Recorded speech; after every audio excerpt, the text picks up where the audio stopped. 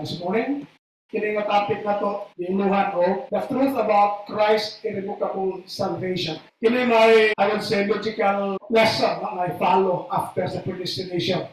Bago lang naman na to predestination, 10 parts dito. Ganyan kahaba, 10 parts. So, usa sa kanila is one save, all save.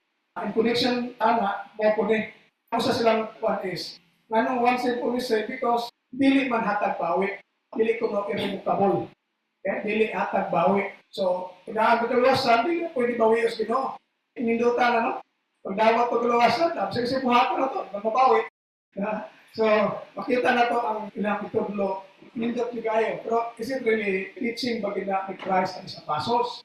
Kung matagaan tag salvation, di na pwede bawi os Ginoo. Okay? So, kung ito tanong karon, atong outline. Okay, so introduction, and then we have 3 items to discuss. Una is God's faithfulness to His chosen people, remnant of God's people saved by grace, and then making God's people jealous to be saved, and then reflections. So, mara na ito tanawin ko butaga. So, sa ating introduction, we'll first establish the fact na magtuon magidani. Some members, muli sila kasabot pa, hindi pa man ang hilaptan, uban, o na ilang common nga pa, hilapot pa matas uban. No, we have to be aware kung saan na sila. Because whether we like it or not, we will encounter them. In fact, kini siya, encounter man ako ng topic, kaya siya, irrevocable daw salvation. Na i-first gihatag. Pagtanaw na ako, tinuod, na irrevocable ka na. Kung wala kayong background, madala ka. Kailangan first. Pero ito tanahan ang same verse nga ilang ipakita. At yung tanahan na rin, ano makita na ito, kung sa bagyan, background na ito, kung sa ipasabot na ito. So, do not a reason to study God's Word thoroughly o ang mga doctrine sa uban. Kaya that's for our growth, strong time, ito madala sa mga false teachings. At the same time, we can be an instrument of opening the eyes of many. What tayo idea, what tayo ikatabang nila. We cannot rescue them, we cannot save them. Kaya wala tinibaman. But if we know these things, basin pa, doon natin chance na kita na yung instrumento maabri lang ang mata. Okay, so, unang rason na to is, kani, kung hindi tayo nagpabilin sa teaching ni Christ, naglapas noon, what tayo Diyos. So, kung ang pagtulungan nga irrevocable ang salvation, dili iya sa Bible, dili iya sa Christ o sa mga apostles, then wala tayo nagpabilin, naglapas noon. And that makes us godless people. What tayo Diyos. Diba? Nga na simple, nga yung mususi dito. I don't know if other congregations among the Churches of Christ, nga sila ka-stricto sa doctrines. Ang uban din na ganitong doktrina. So, wala na doctrine daw. So, dire, klaro tayo, ang wala nag-remain sa teaching ni Christ, naglapas ng walay Diyos. So, ang nagpabilin lang maawakan na kaniyang amahan o kang anak. So, kung gusto tang Diyos at kinapuhin, dapat magpabilin ta. Now, another thing also, whoever belongs to God hears the voice of God. For this reason, you do not listen because you do not belong to God. So kung di taganahan mamatay sa pulos Ginoo, dili kayas Ginoo. So Diyos is gapon. Kung ato pa Mateo, for example, mas maminaw di ka sa irrevocable salvation compared sa kung sa Ginoo's Bible. Diba? Dili kayas Ginoo. Ayaw nakuha na ito ang pinaka-reason o rationale nga nung ususin nila. So, sa may verse nila to support that one. For the gifts and the calling of God are irrevocable. Romans 11:29. Okay? So, na-verse nga irrevocable. Nanagisgot nila, gifts and calling of God are irrevocable. So, kung natagaan ka sa gift sa kaluwasan, hindi na ko na mabawi. Okay, irrevocable man. So, before tayo proceed, basta namin mga na-encounter like this before, and how did you deal with this? So, yun saan yung pagtubag. Kaya ako, first time ako na-encounter ni, ako ka, panay na may verse niya, irrevocable. First time ako na-encounter ni siya. Hindi ko ito basta-basta ito kaya para matalugan na sa denomination. Gani, gahapon, na-communicate pa niyo. Anyway, kung saan ninyo pagpano, o first time ninyo na-encounter, how will you answer kanilang claim na ang salvation, dili hatag bawi, kaya irrevocable man. Anyone? Sinong ganahan mo comment? Sinabi yung idea, kaya nindot check kung wala na ako dire, we can add ka ng idea how to explain kini yung the gifts and calling of God are irrevocable. Dili hatag bawi. Muna ilang claim, dili hatag bawi. Na ba? Na mo share? Ano, meron ka? Wala. Sit down. Sa before, na-discuss na sa inyong group or na-mention na siya nga God's salvation is revoke ako? Wala na. Because actually, usar dito tao ko namin may ang sultin ako. Kanya, basta kay doktor ko to. Na, pumili ako tanaw, hindi mo kabul na. Okay. So, hindi na ito makuha ni siya in one meeting na kay sa akin mo study, one session, makuha ka na pamanta ka ng interaction ka rin medyo ang usa ka meeting, kung gawas like 2 meetings. So, I hope you will be around next meeting, Lord willing, para mapadayon din natin usap ka na ito. In the meantime, ito sa background. So, muna ilang verse, kanya dapat as Christians, active ta, able ta, ready ta, nga mo depensa. So, muna ilang dali sa 1 Peter 3. But sanctify the Lord God in your hearts and always be ready to give a defense to everyone who asks you, a reason for the hope that is in you with meekness and fear. Having good conscience that when they defame you as evildoers, those who devalue good conduct in Christ, they be ashamed. So, diya klaro as Christians, encourage kita nga always ta nga ready to give a defense. So, kung ita nga, dili man hatagbawi, how do you defend that one? Kaya kailangan hatagbawi. Nga kita dili hatagbawi. So, dapat ready ta ang depensa. Or kung dili man na ito madala sa ato masayad at ipakita nila siguro nga sakto ba na yung paggamit. Okay? So, rin na sa atong main point. First is God's faithfulness to His chosen people. So, mali pinaka-background, nga nung naabot ato. In fact, in nga study, ang first position, read the entire chapter of Romans 11. 11.59 na to. Sugad na sa 11 verse 1. Para makuha na ito ang background. Kaya, again, in most cases, pataka na itong verse out of context and then mo appear na sakto. So, tanan na ito siya. So, in general, kini siya nga chapter, mo na yung murag theme. Kining God's faithfulness to His chosen people. Pero ako lang yung gibuak-buak natin mga separate yung mga topics. Pero in general, mo na siya entire Romans chapter 11. Okay? So, 11 verse 1. Si Pablo yung watana. I ask that, has God rejected His people? Isa na His people yung sabot rin. The Israelites. Muna yung katawas Ginoo. So, namatana si Pablo, gi-reject ba ang God's people? Ang mga Israelites? By no means. Dito ba wala? Wala siyang isa likway. I myself am an Israelite. Okay, so yan i-claim nga ako dahil mismo Israelite. So, yan gitubag nito rin niya, yan i-display kung sa'y problema nila. Okay? Kung sa'y problema nila, but despite sa'y problema, kung sa'y po'y gibuhat sa Ginoo. Katong yung faithfulness. So, despite ng mga tao na iyang katawhan, dili faithful, God is still faithful. Pero doon ay condition gihapon.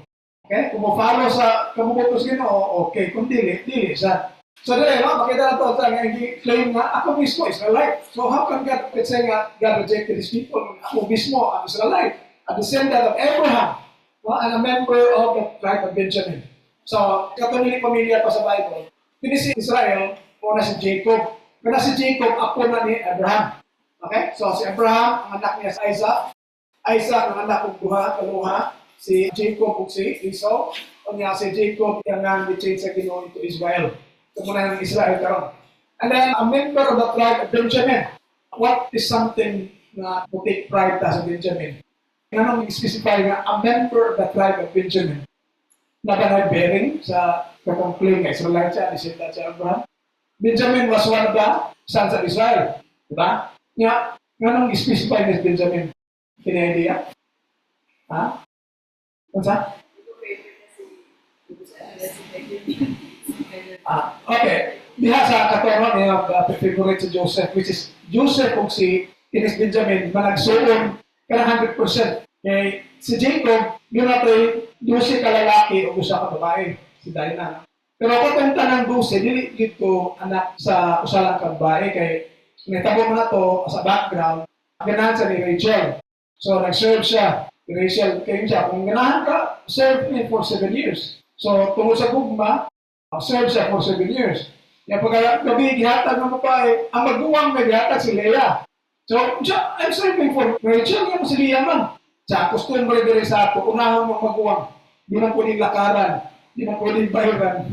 Ang ba magpatotoo, kung malakaran daw, bayaran. So, siya, mo na customer ko eh. Siya, kung gusto nyo ka, serve me for another 7 years. So, again, tungkol sa gugma, serve po siya 7 years or 14 years and all.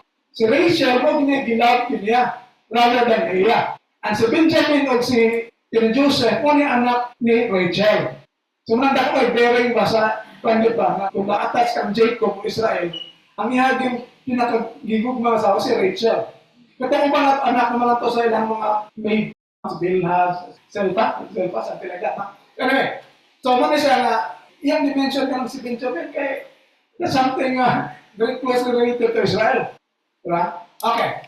Now, ato ipakita ni siya na kining mga tao sa Israel, wala din siya i-reject. And sa kampol ganit mismo, you've noticed nga, wato siya sa kalugar, di ba si Paul, apostle to the Gentiles siya.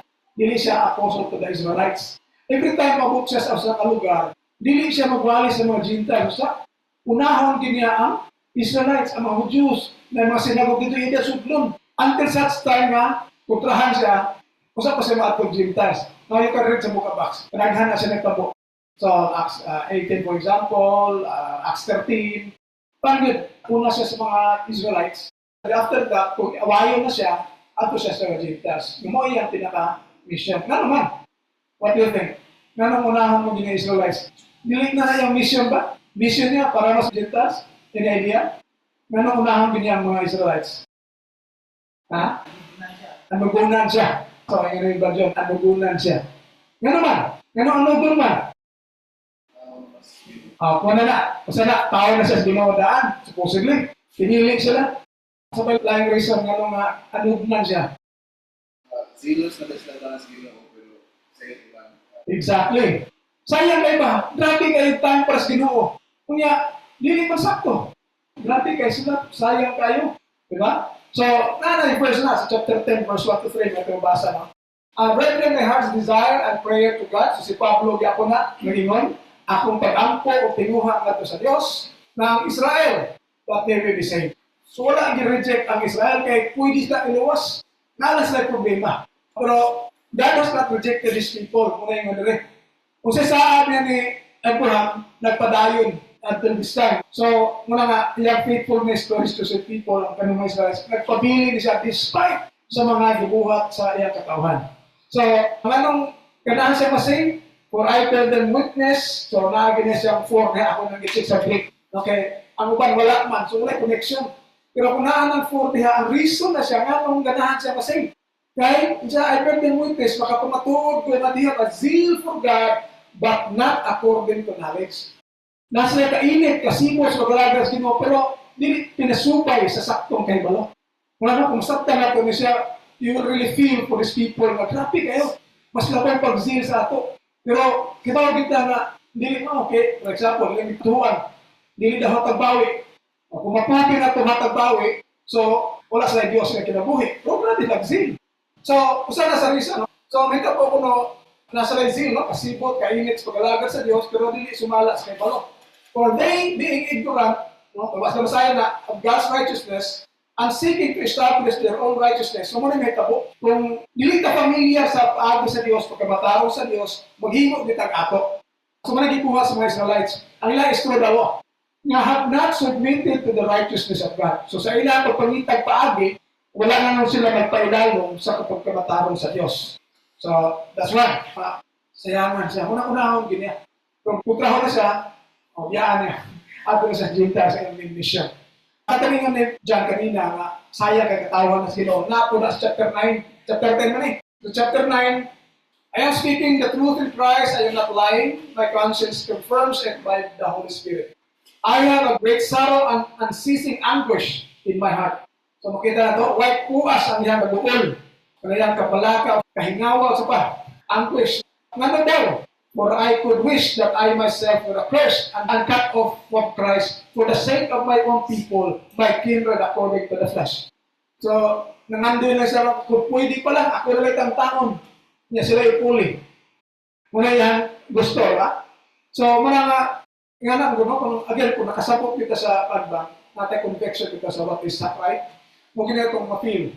Every time kung makitag tao na aktibo kayo nga naglagar sa Diyos, saya nga nila, saan mo na ako ni siya pag-abot?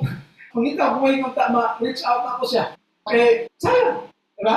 So mga, Again, not for the sake of my poor people who my kindred according to the flesh, referring to Israelites. Ganahan sa makinis sila maluwas lagi. Na ano daw, sa verse 4, they are Israelites, klaro, may Israelites na, and to them belong the adoption. Diba, sa tunatunan previously, gidistinta nga to be adopted. Diba, kay maad ko ta siya, i-adapt ka. So sa unang landaan, i-adapt na to sila, aside from itong i-forno, i-adapt. The glory. Kung saan ang the glory? Kato yung pagdawat ni Moses nga, grabe kayo ang glory sa Ginoo. Nga, is nakaharong ang tanaw ni Moses kay nagsanag may yung now. The covenants, katong Old Testament, the giving of the law, sila ang itagaan ng ibalawad. Mga Gentiles, wala na.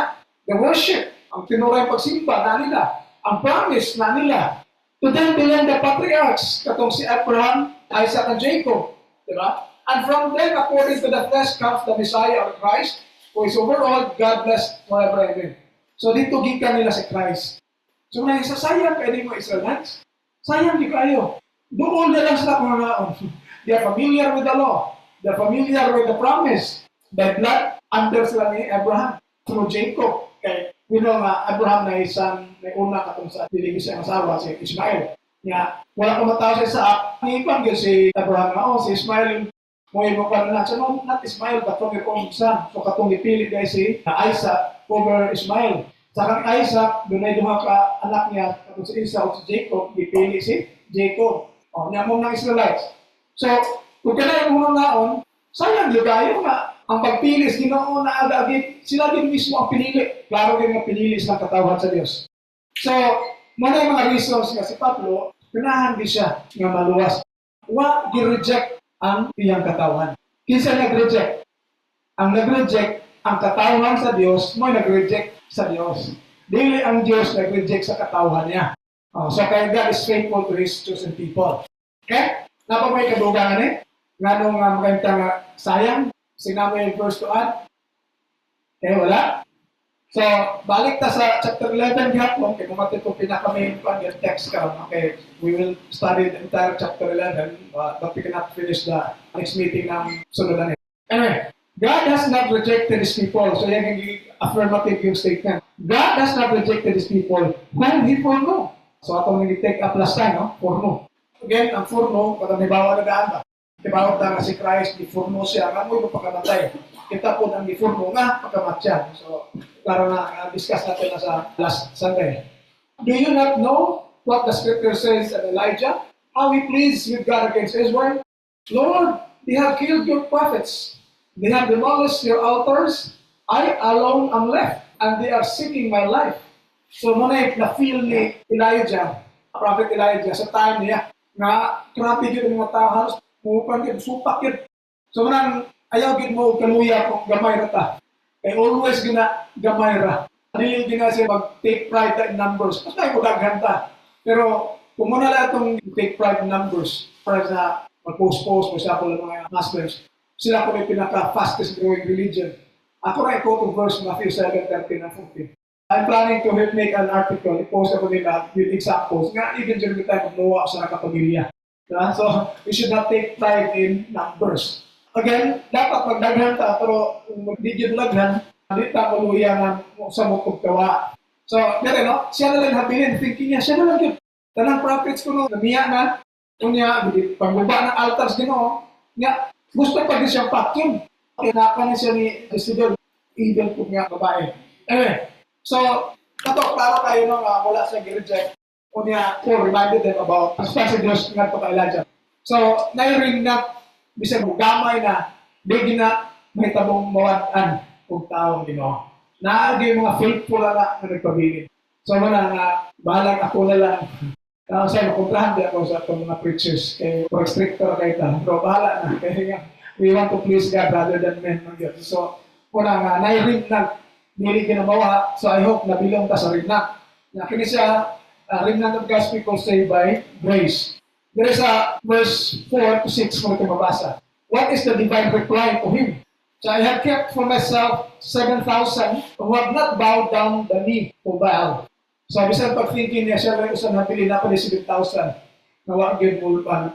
Siguro di lang kay halata, kanaghan po sa tao, di ba? Ano niya, appear lang yun, ang dautan, kanaghan kayo niya. Tapos kanaghan nila, wag na. sakto, no? Mga buutan o mga tinood. So at the present time, there is a remnant chosen by grace. So nga nga, no? Remnant of God's people saved by grace. So, kini nga remnant yung di pasabot, kapag kunin mo Israelites gani. Kunya na saved sila by grace like Paul. Yes, Paul was saved by grace na siya. Pero na siya again condition kung sa akong pagdawat. Nga dire siya, but if it is by grace, it is no longer on the basis of works. Otherwise, grace would no longer be grace. So, unsa man yung works yung ipasabot din eh. Muna yung sa'yo, mag-misunderstood na sa chapter 3, nag-mention na sa daan, dugay na nag-mention na siyang works o kanang faith in contrast, grace, ana. Sa chapter 3, muna ito mabasa. Chapter 11 dito. Chapter 3 pala daan. Then what becomes a boasting? It is excluded. By what law? By that of works? No, but by the law of faith. For we heard that a person is justified by faith apart from works prescribed by the law. So ang works galing nga dili makaluwas niya i-kontra sa grace of faith. Ang pasabot na keeping the Old Testament law. Nya, kung keeping the Old Testament law, makaboast yung ka. Nga naman, ang Old Testament kinahanglan i-fulfill 100%. Waan yung guy na-miss out. Nya, kung kaya na, diha ka ma-save, ma-justified by keeping the law. Nya, kaya wala may kahimuan na, muna yung diha, wala mga luwas, wala ma-justified. Kung na yung ma-justified na, baka, boast nga naman. Siya rin, itaw itong bang lucky. Isang babae pa siya. Bang lucky. Di ba? Huwag nila yung nakahimuan na, huwag yung nakakip og 100%. So na makaboast. Pero yung Andre, wala na boasting diya sa kaluwasan. Ginoon. Huwag may tao na masave by from the works of the law. Tanan ni fail man. Huwag mag-get. I'm sure, kabauta, no? Sa hirap lang natay utang. Niyak na maningil. Ino na to. Ignas ko na, wala ko. Simpura kayo. Kasaan na ta. Okay. So kato, may problema sa mga Hudiyo. Although chosen people of God na sila, or God's people na sila, nagpabilin pagkapo sila, gusto nilang masave by the law. Di nila madawat si Christ. Ito yung grace na i-offer ni Christ. Pero na ay a few, yung habilin. Aside from Paul, kisa may habilin. Si Paul ba Israelite na save? What do you think? Ha? Peter and the other apostles. Di ba Israelites? Di ba? So, remnant na sila. Kung katong mga early Christians, nga nidawat, for example, sa Day of Pentecost, katong about 3,000 i-baptized. So, part ko sa mga remnant na nabilin. Pero, you know, kibauta na dili lang Israelites ang gustong duwas, you know, anan. All the more ang katuyang ipili na. Ito mga Israelites.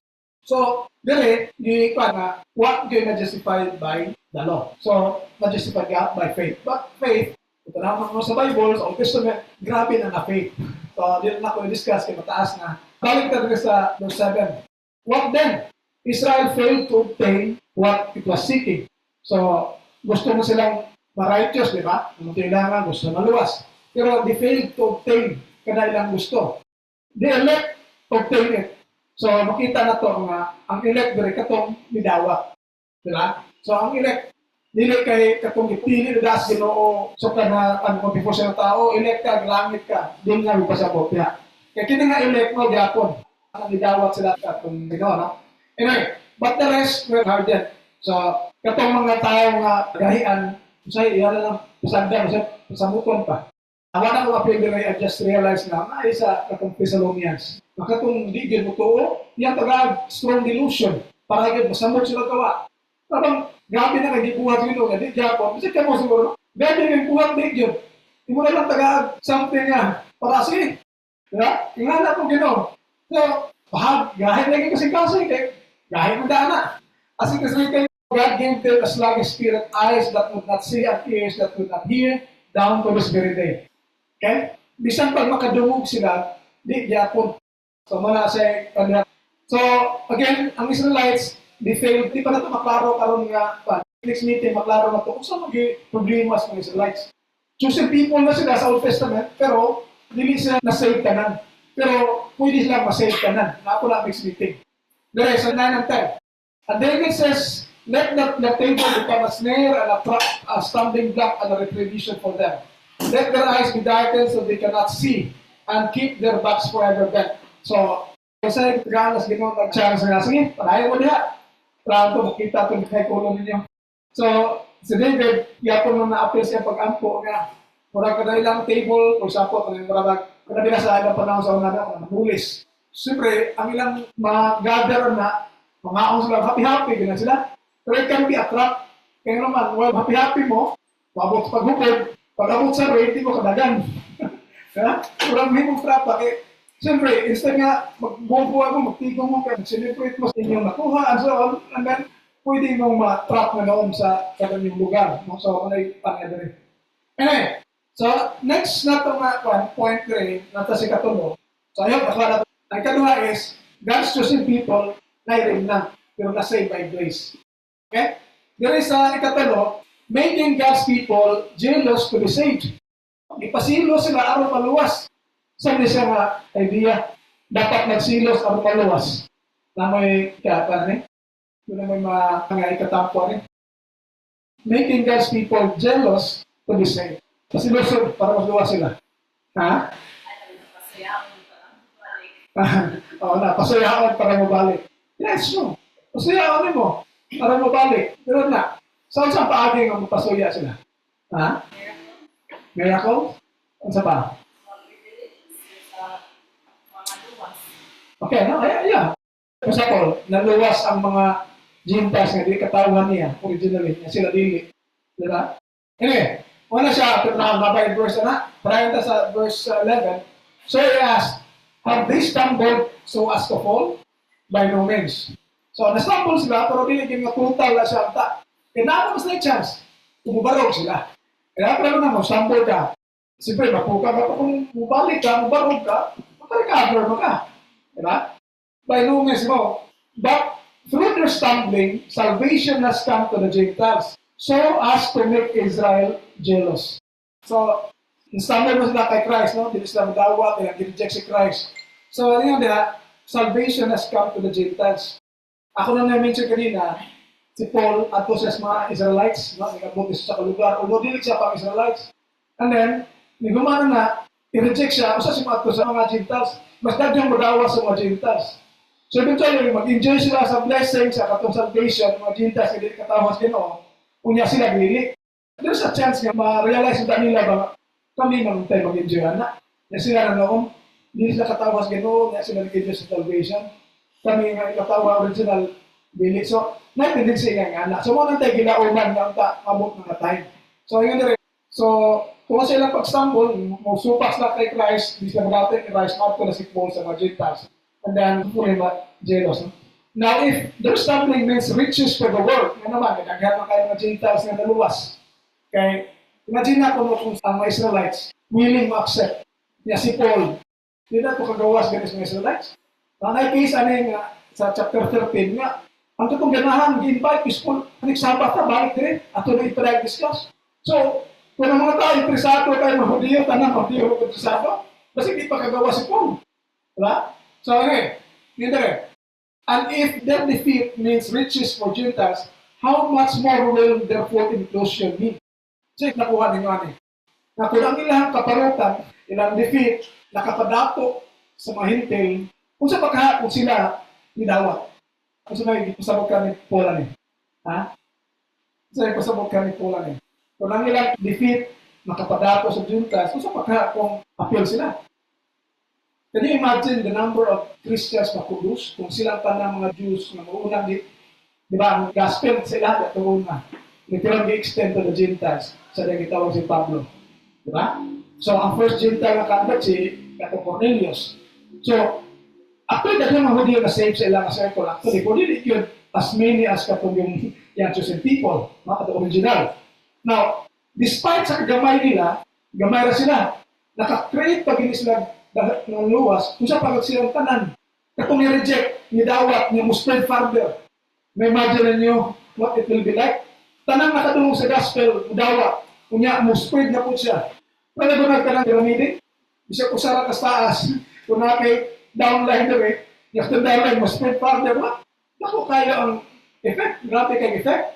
So, muna yung pasapot na rin, nga, kung ang ilang defeat katong pag-stumble na, reject sila ni Christ, nakapadato sa mga Gentiles, kung sa pagka, kung silang tanan.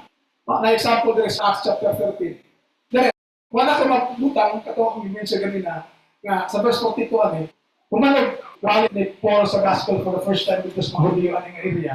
Doon ay lingon nga, ato ni padayon pa na, next Sabbath. Next Sabbath, ato ipadayon. Pagka next Sabbath, next Sabbath, almost the whole city came together to hear the word of God. Usa ka tao lang na ha? Usa ka tao, si Paul lang. The following Sabbath, katong nalidawat ni Paul, ganahan mo nila spread further ang news. Pagka next Sabbath, almost the whole city came together to hear the word of God. Imagine na kung tanang mga Hudiyo at nalidawat. Imagine mo kung sa kadaghan ang himong Christians after that. Diba? Pero kung salita mo, but when the Jews saw the multitudes, they were filled with envy and contradicting and blaspheming the opposed the things spoken by Paul. So nasuya sila nga bagang ay maminaw ni Pablo. So gikontrahan si Pablo, kontradict siya para mapulapog, dili na ang tao maminaw.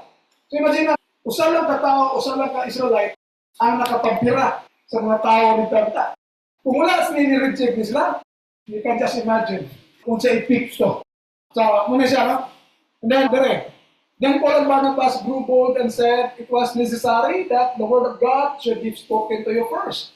So, di ba, yung desire na ginahon ng mga Israelites. Necessary ito, but since you reject it and judge yourselves unworthy of everlasting life, behold, we turn to the Gentiles.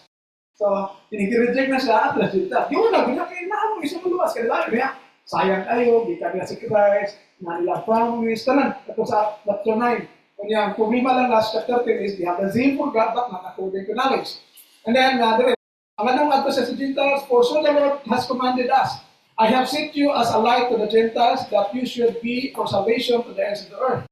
Si Paul lang na siya, a couple of companions, no? Kanya, sa kahapon, tanang mga iwalihan ni Pablo, udawat tayo mga Hudiyo, kaya sila most spread further. Dako kayo ipikto. Pero din naman ang itabo. 48. Now when the Gentiles heard this, they were glad and glorified the word of the Lord. And as many as had appointed that their life believed. So daghan ito nila. And the word of the Lord was being spread throughout all the region. So, usa lang nga ni katao. Si Pablo lang daghan ang itabo. Pero kung sinong tanan nanawat ato, mas labaw pag yun ang epekto. Diba? Kaya, but the Jews stirred up the devout and prominent women and the chief men of the city, raised up persecution against Paul and Barnabas and expelled them from their region. But they shook off the dust from their feet against them and came to Iconium. And the disciples were filled with joy and with the Holy Spirit. So makita na to, si Pablo rin ang i-expel. So daghan ang kaya mahimong Christian toward ni Pablo. Pero nasuya ng mga Hudiyo nga, daghan mamina ni Pablo, kaya kontrahan, and then persecute tayo. He stirred up for devout and prominent women, the chief men of the city. So, giplotos ni Mayo, di-expel si Pablo from the region. So, limited ang effect. Pero kung tanang, full inclusion, sila tanang nidawat, you can just imagine kung sa talagang Christians karon. Diba? Okay, so, katong silos kayo, kung may silos sa tuloy, nakita lang daghan o tao si Pablo, mga naminaw. Napilaing tandere, tananatot ni siya for legal son. Familiar na kay Tani. So, di na kayo kumagdugahan nila. Tuloy sa katao nga, dunay duha ka anak. The younger of them said, this father, give me the share of the property that will belong to me. So, he divided his property between them. So, di rin makita na to nga si Christ nahatag siya o story for us to learn. A few days later, the younger son gathered all he had and traveled to a distant country. And there he squandered his property in dissolute living. So, di rin, yung usik-usikan ng iyang bahin. When he had spent everything, a severe famine took place throughout that country and he began to need. Note na sa akin, yan ang usik-usikan and then famine appears as kagutom. So he went and hired himself out to one of the citizens of that country who sent him to his fields to feed the pigs. So, nagpabulan, sabi sa'yo, nagpaboy. Kanya, he would gladly have filled himself with the parts that the pigs were eating and no one gave him anything. So, may situation nga napalayo siya sa amahan, yung usik-usikan, yung kinitaan. So, when he came to himself, he said, how many of my father's hired hands have bread enough and to spare, but here I am dying of hunger. So, may ma-relate na po sa atong to make them jealous. Kuha pa yung relation, ano yung example? Diba? Na-realize niya ba, ako diri gutom kayo, kuha kayo makaon.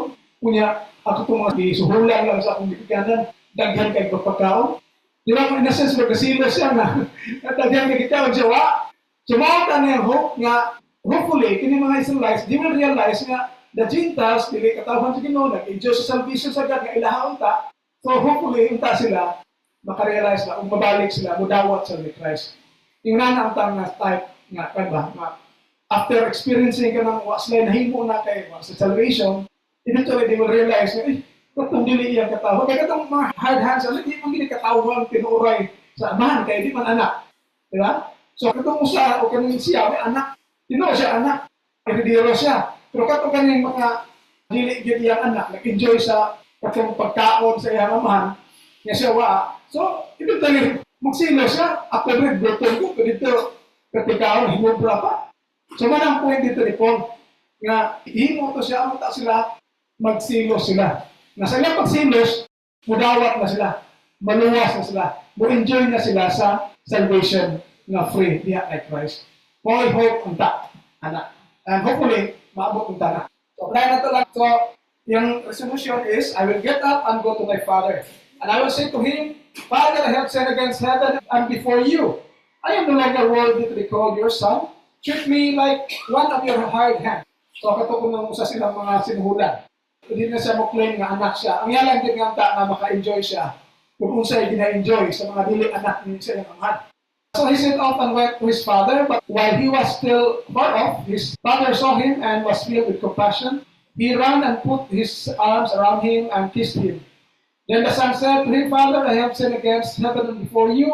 I am no longer worthy to be called your son. So yan, hindi na siya takos na tawag pag iyang anak. Again, yung ibinuangan siya, anak siya Ginoo, ibigyan niya, and so on. But what was the response? But the father said to his slaves, quickly bring out a robe, the best one, and put it on him.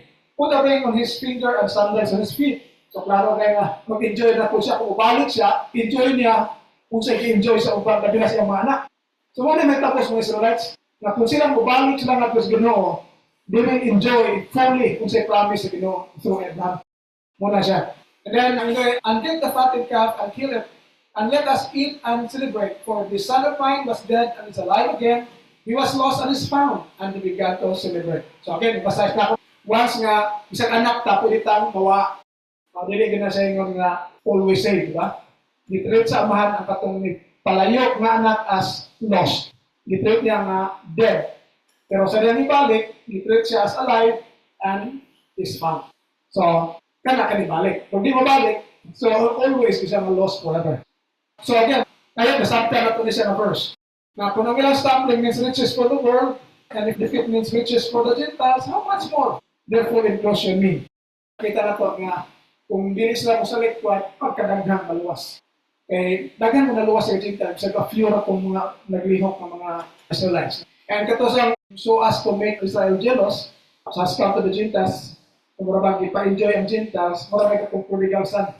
Ang iyang sinubuon niya, mga sinuhulan, they'll enjoy, ang iyang anak na nagdinuang, wala mag-enjoy. So, nasuya siya nga, lamig kaon ng sinuhula sa papa, ako rin nagwa, so balik siya. So, hopefully, munta na ay maawit mo sa mga Israelites. 13 and 14, now I am speaking to you Gentiles, inasmuch then as I am an apostle to the Gentiles, I glorify my ministry. So, makita natin na si Paul, apostle to Gentiles, pero iyagi unahon ang mga Israelites. Okay? Mula ito, sayang. In order to make my own people jealous, and thus save some of them. So, mga ibalik niya po niya. So, yan i-glorify ang ministry. Yan i-inform mga tao na daghang mga Gentiles na dawat. So, yan i-glorify. Daghang mga Gentiles. Para unta sila magsilos, unya, katong prodigal son, realize, mubalik sila, magmasave sila. For if the rejection is the reconciliation of the world, what will the acceptance be but life from the dead? So, pariharaga po na ganina. Kung ang rejection, the reconciliation of the world, diba, ang mga Gentiles, nagang kayo nabalik sa Diyos, kung sa pagka ang ilang pagdawat. Kung ang mga Hudiya nagdawat, it will be life from the dead. So, meaning, daghan kay mga Christians, daghan kay maluwas. Bawa na siya ang panghitabo. So, wala, making God's people jealous to the same. So, we are done with that one. Ato lang ipadayon next meeting, kung sa mga problema nila. Nga naman nga, ang God is faithful to the promises, faithful His promises to His chosen people, pero nga naman yun, nga naman dili mo sila tanan mag-enjoy sa promises of God. And then, tinuod ba nga, dili hatag bawi. Kaya, ang lang nga lagi, dili ko nung hatag bawi. Questions? Clarification? Like question? Clarification?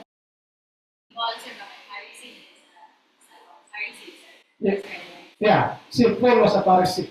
Pharisee siya. Sorry siya sa mga active kayong mga religious sect during the time of Christ. Pero kasagaran nila, makita lang butas. So may a few. For example, kato si Nicodemus. Pero patago lang. Diba? Nagkata na si Joseph of Arimathea. Kato mga a few mga Pharisees nga nidawat, pero gamay na kayo, mahadlok sila yung mga kauban. Napala yung questions, clarification. Kung wala ang test of reflections, una is, do we doubt about God's faithfulness in fulfilling His promises to His people? O para ito makomplete answer ko siya. Pero sa akong mention kanina, motive theme sa entire Romans chapter 11. Katong God's faithfulness to His chosen people. Kita ang chosen people karon nidawat sa Ginoo. I hope kita mo daw kaya i-fulfill sa Ginoo ang mga saad alam nato. That most importantly is tatong tama abot ang langit. Next, do we strongly believe that God has some faithful members, even if it seems that no other followers exist?